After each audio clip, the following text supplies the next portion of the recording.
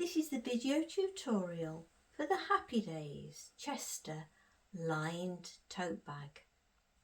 It provides a great backdrop for your applique designs, your cricket designs, or even your embroidery machine designs.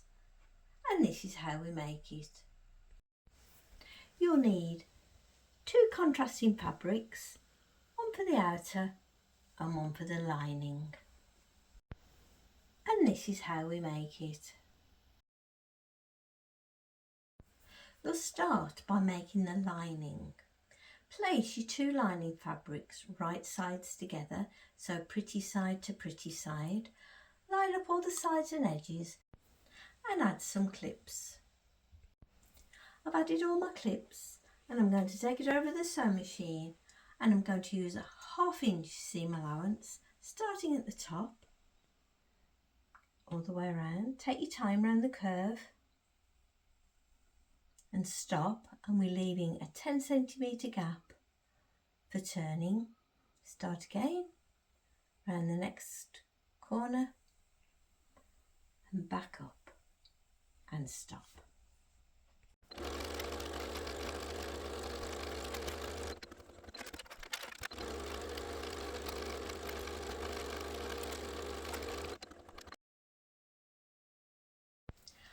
I've sewn the lining all the way around, remembering to leave a gap at the bottom for turning. And I'm going to put this to one side for the moment, and I'm leaving it the wrong way out. We're now working on the outer of the bag. If you're using the Chester as an applique bag, put the applique on now on the front.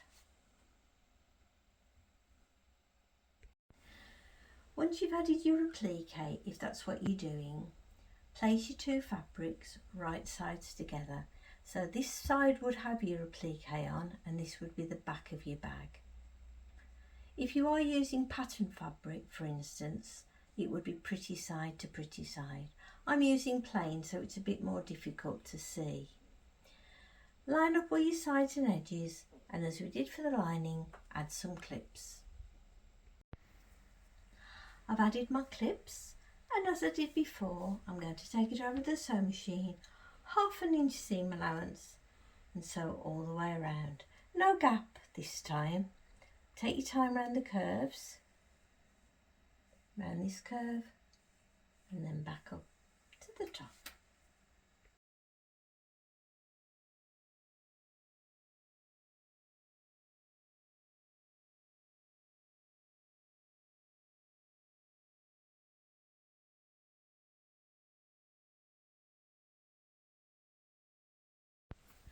I've sewn all the way around using a 1/2 inch seam allowance all the way around, and now I'm going to turn it the right way out. I've turned it the right way out and pushed out all the seams, and I've pressed it. I'm now going to put that to one side while I work on the handles. We'll start by making the straps. I'm showing you on a sample piece, so your strap will be much longer than this. Take your strap fabric and fold it wrong sides together and press. Then open up and place this edge on this crease. And once again press. This is much better done on the ironing board. And then take this edge and place it on the line, on the crease you made, and then carefully fold everything in half and add a few clips. I've added my clips, and the next stage is to sew, and you sew along this side fairly close to the edge. I always increase my stitch length to about a 4, but again it is optional. And then once again sew along this side.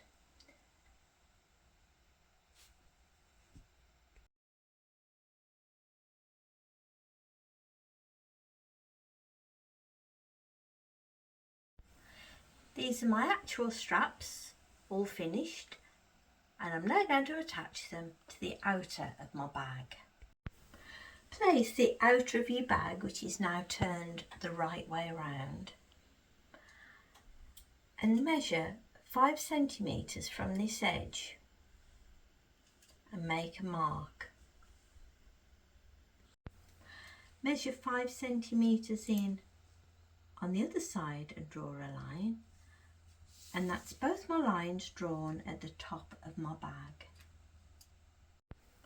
Now take your handle and place it on this line and make sure that the folded edge goes against the line and this is the open edge.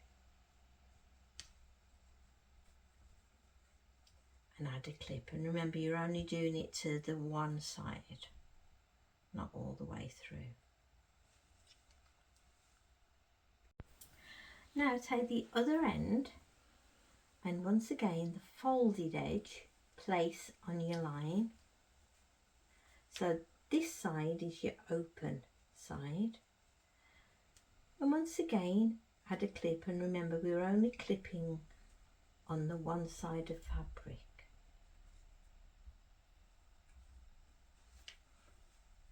So that's your handles on the one side all clipped into position. Now I'm going to take it over the sewing machine and tack the handles into place quite close to the edge. We won't see these stitches in the final make.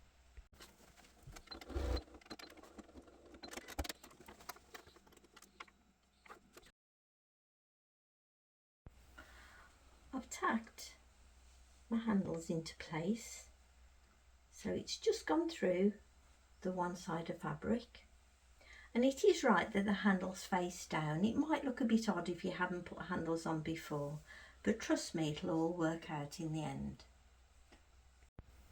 Now repeat the whole process to attach the other handle to the other side.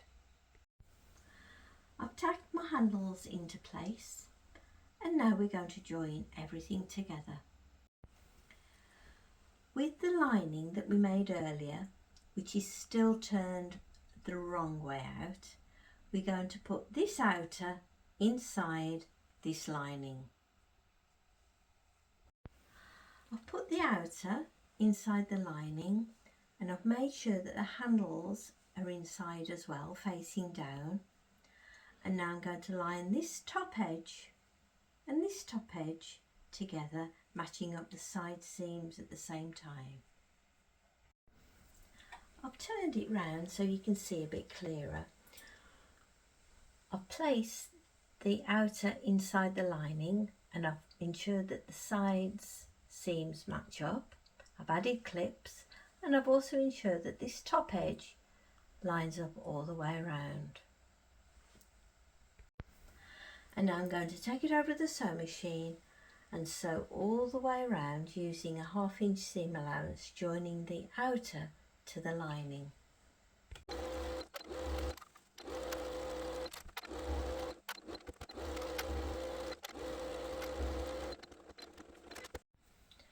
I've sewn all the way around, and that's joined my lining to my outer.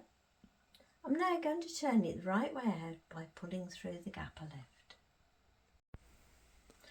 I've turned it the right way out, and next bit of sewing is to sew up the gap that we left for turning. So fold in the raw edges, add a clip or two and sew across. I've sewn up the gap, and now I'm going to push this lining inside the outer. I've sewn up the gap, and now I'm going to put the lining inside the outer. I've pushed the lining inside the bag, and I've pressed it, give a nice sharp finish along the top, and I've moved my handles to the upright position. I'm now going to take it over the sewing machine and top stitch all the way around. I'm going to increase my stitch length to a 4 so it matches up with my handles. Take your time with this. You might want to use the fancy stitches if you wish.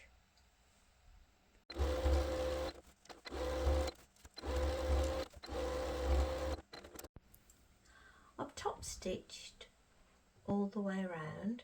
This also gives a bit more extra strength to our handles all the way round. And that's our Chester lined tote bag all finished.